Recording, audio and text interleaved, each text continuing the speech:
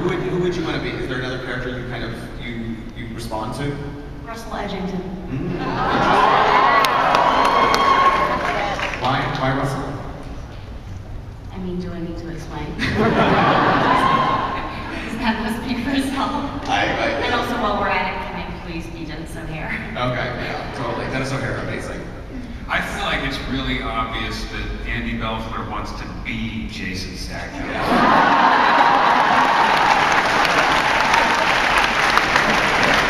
Who wouldn't? I know. That's my thing. What about the rest of you guys? Nelson, is there anyone else you want to be? Pam. Yeah. There is some crossover between our characters, our eyelashes. You know, the wardrobe wouldn't have to change that much. Right. Yeah, at least the accessories. Yeah. What about Deborah Ann? What about you? Maybe it's Sarah Newman. It's such a fantastic character, but I feel like part of the reason I say that is because Anna's so fantastic at it, and I would not be as fantastic at it. So. Oh, thanks, Jen. You're really the only person who would want to. What? And I would be you. Hey, oh, we should do that. We should start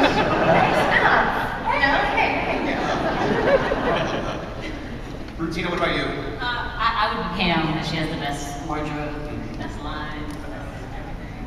There's some good lines. I gotta say, I'd probably pick Pam too. This guy, his lines are amazing. I can't think. Carrie, what about you? Would you want to be anyone else besides Arlene? Well, I pretty much love Arlene, but I think I wouldn't mind being Sam. I wouldn't mind being Shapeshifter. Yeah. Yeah. You have to be naked a lot, though. Huh? Okay, you have to be naked a lot. True. Can I change my answer? Yes. Okay. Lafayette.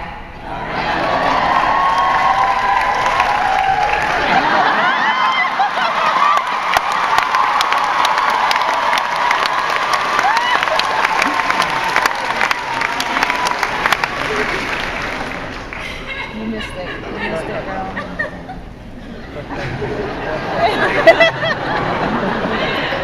Nathan, what about you? I'd say Lafayette. Yeah.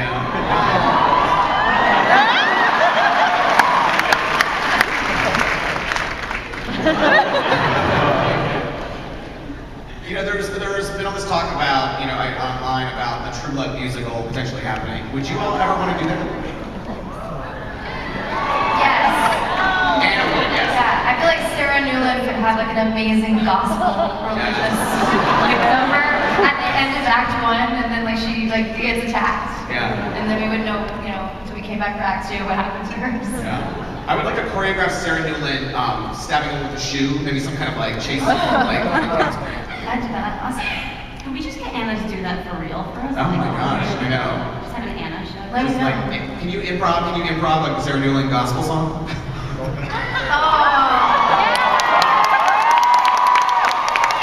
No. I love that.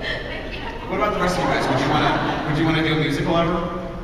I need a lot of lessons and a couple of things. Singing and dancing, first of all. Yeah, I picture Arlene as like some Reba McEntire or something, you know, or like Flo from Alice, you know. Standing at the bar, you know, like.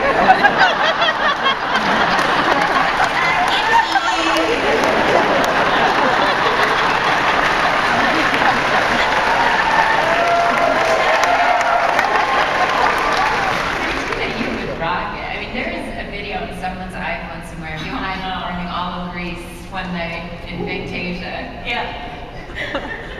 You would rock it. Someone love it, right? Is that what you were saying? Yeah.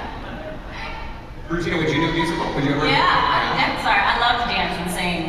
Musicals are actually some of my favorite things to do. So I would definitely do it. I think it'd be a lot of fun. Yeah. Yeah. And Stephen, we know you can sing. So would you want to revisit Bill Compton musically?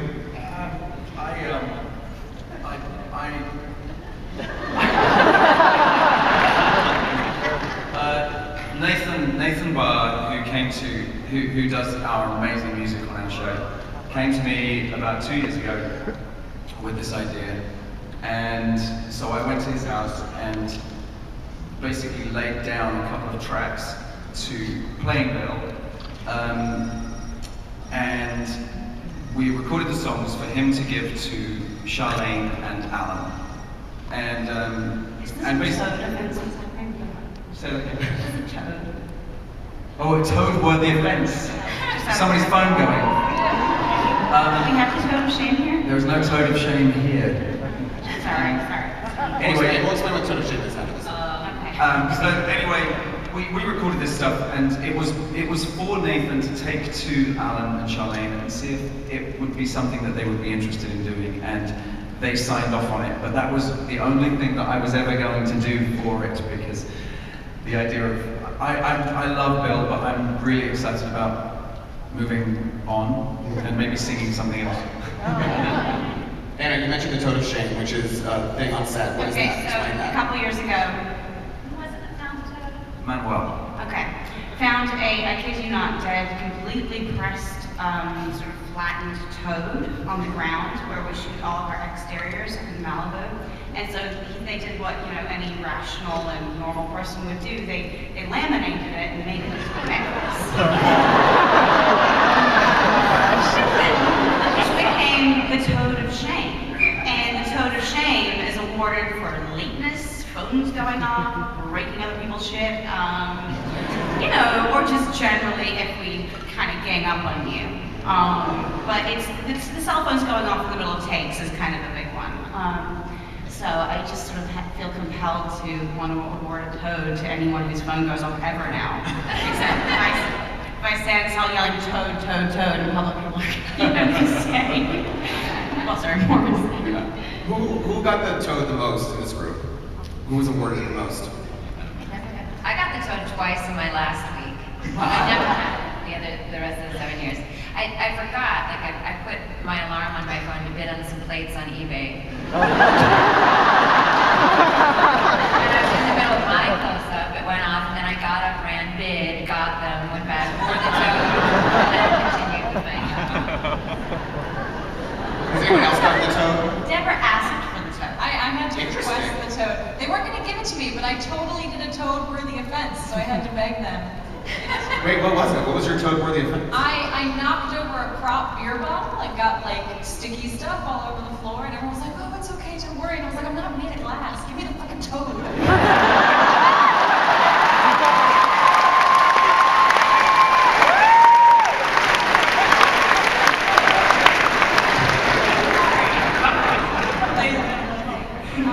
I'll take the toad for that. Yeah, there's a wall, the wall of shame at work, and there's probably about 250 pictures, because every time that you had to put the toad on, they take a picture of you wearing the toad, and then you have to wear the toad until the next person does something toad-worthy. And there is a wall of about 250 pictures, and I think Wheezy was the winner.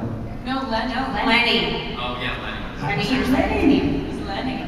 Manuel dressed up like a toad in a giant toad outfit and presented it to him out at career. Oh my god. There was a statue and everything. It was beautiful. I was jealous. This is what we'll miss.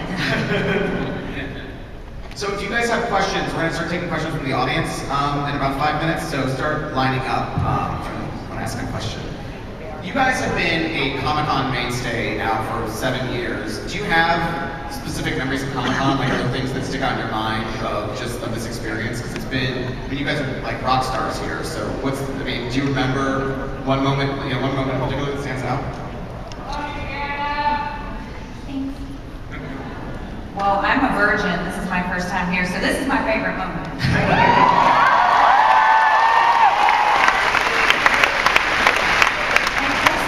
Before the show even aired for the first season, we did a panel here at Comic-Con, and I didn't know that anybody kind of knew we existed, but Charlene has a very, very loyal following. And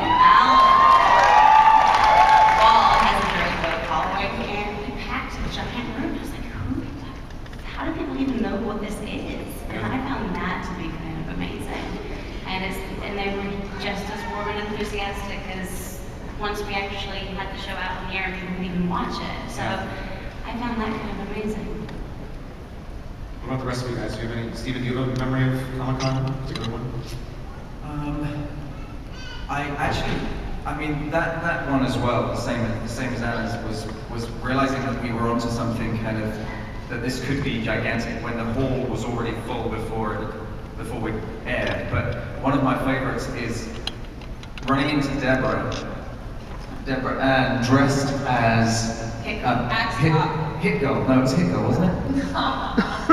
Who is it from Kick-Ass? Oh, Hit Girl, yeah. Years ago. She was dressed, she walks the floor in costume, so because she loves this stuff.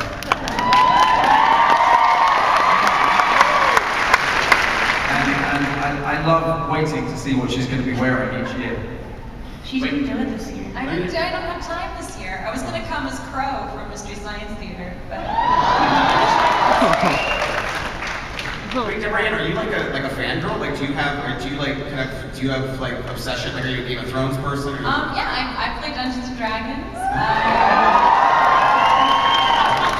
I'm a big Mystery Science Theater fan, and I read comic books. She owns a glue gun. A glue gun. She makes her own costumes. Last year she came, we were like, where's your costume? She's like, my glue gun broke. Like, that's for real. Deborah Ann actually made an entire wall of shelves for her comic book collection. Well, for my boyfriend's comic book collection. There you go. I made him She's also not part blue with like screws and things. Yeah. This is very surprising. I feel like I just want to know, where did you get the Cousin It costume? Because that was pretty Yeah, bad. she won. I was on like Forbes, like best costumes at Comic-Con. They had no idea it was me, so. I was like happier than I've ever been in my life. I feel like you're coming out at Comic-Con. It's very, very emotional. It's really wonderful. So there's only about 5 episodes left of this final season.